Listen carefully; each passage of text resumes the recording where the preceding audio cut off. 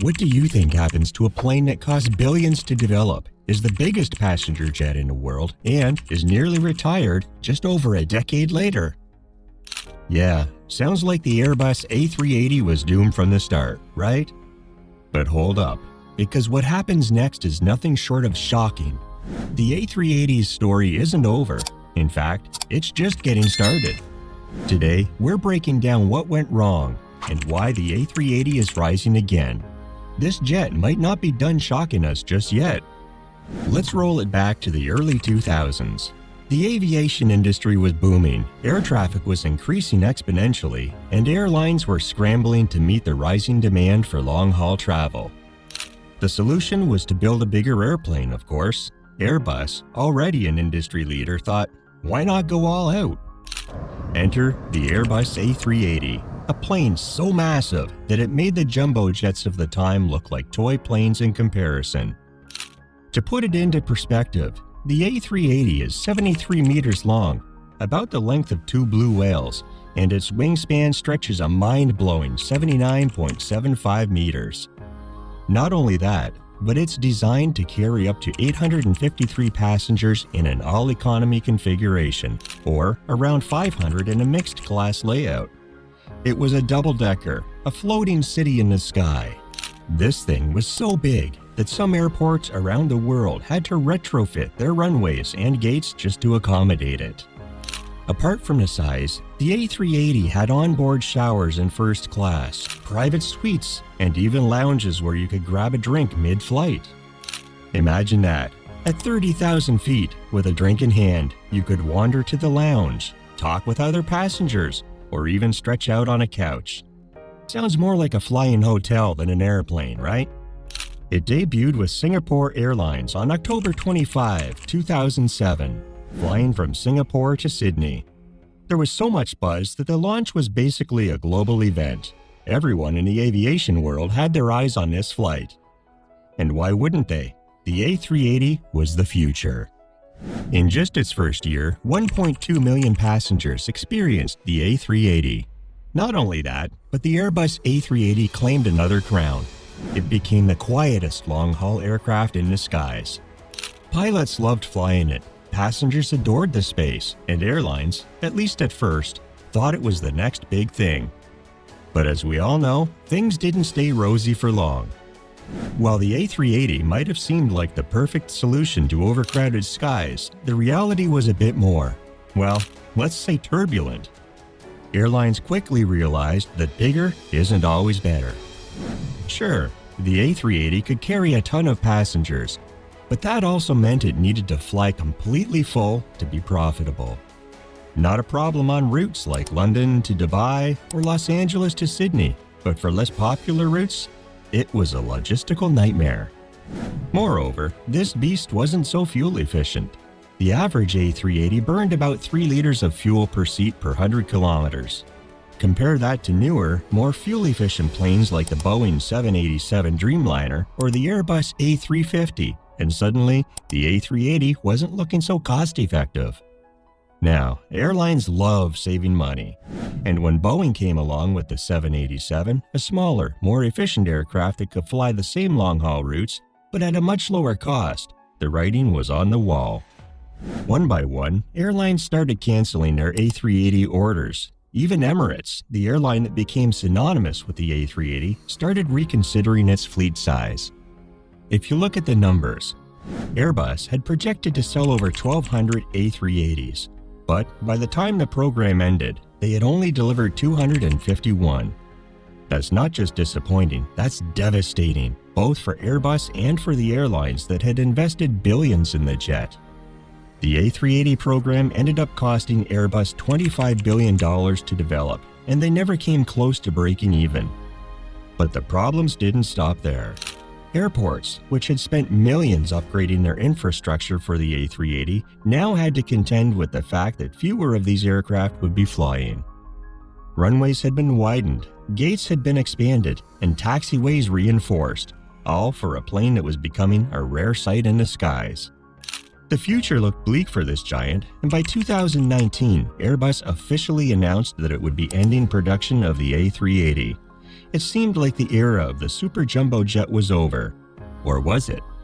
Just when the aviation industry had all but written off the A380 as a relic of a bygone era, the world was hit by something no one could have predicted: the COVID-19 pandemic. With travel restrictions, grounded fleets, and reduced capacity, it seemed like the A380 would be one of the first casualties. In fact, many airlines, including Lufthansa and Air France, mothballed their A380 fleets entirely. But after the pandemic subsided and travel demand came roaring back, something unexpected happened. Travelers weren't just eager to get back in the air, they demanded comfort. And guess what aircraft has comfort in spades? You got it, the Airbus A380. Emirates, the biggest operator of the A380, decided to bring back their entire fleet. Because passengers craved space, especially in the post-pandemic world where personal space and air quality became priorities. The A380's massive cabin provided not just room to stretch out, but also an upgraded experience in business and first class, with full lie-flat beds, privacy suites, and onboard lounges. And airlines found that for high traffic, long-haul routes, the A380 was suddenly profitable again. Routes like Dubai to London Heathrow or Sydney to Los Angeles became prime candidates for the A380's return.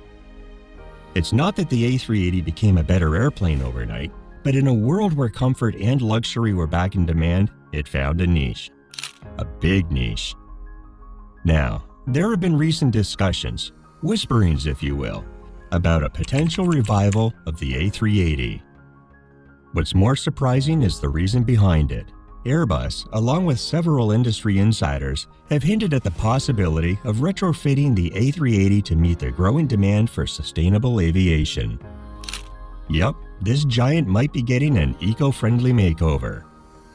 With advancements in sustainable aviation fuel and even potential hybrid electric engines, the A380 could become a part of the push for greener skies. Just imagine, the very plane that was once criticized for its fuel-guzzling habits could now become a pioneer in eco-friendly travel. Airbus has already started exploring SAF options, and there's even talk of modifying existing A380s to run on a blend of biofuels and electricity. It's almost poetic, isn't it? The plane that was supposed to be too big for the future might actually lead the charge into a new era of sustainable aviation. While nothing is set in stone yet, the fact that Airbus is even considering this possibility is enough to make anyone in the aviation world sit up and take notice. Now, love it or hate it, there's no denying the A380 changed the aviation industry forever. For one, it forced Boeing and other aircraft manufacturers to rethink their strategies. The success of the A380's large capacity pushed Boeing to double down on efficiency and technology with its 787 Dreamliner, a smaller, more flexible plane that can fly direct to more destinations at a lower cost. This move toward more efficient point-to-point air travel was a direct response to the A380's hub-and-spoke model, where passengers gather at large hubs before flying to smaller destinations. Let's be honest, the A380 set new standards for passenger experience. Everything from cabin pressurization to the quietness of the engines has since been improved on other aircraft. Even the layout of seating, premium economy, upgraded business class, owes a lot to the advancements first seen in the A380. Airports too had to evolve.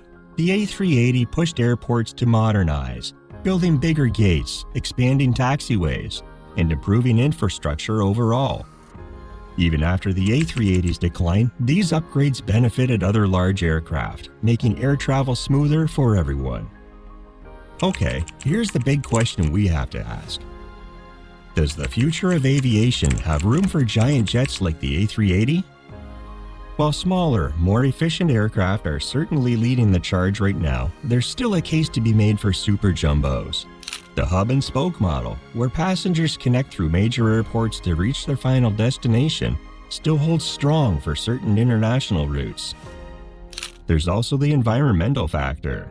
With aviation under increasing pressure to reduce its carbon footprint, retrofitting larger planes like the A380 to run on sustainable fuels might be a key strategy for cutting emissions on high-capacity routes. Some experts say it might find a second life, not as a passenger jet, but as a cargo carrier, similar to what happened with older 747s. Others suggest it could be retrofitted for hybrid use, blending traditional and electric power.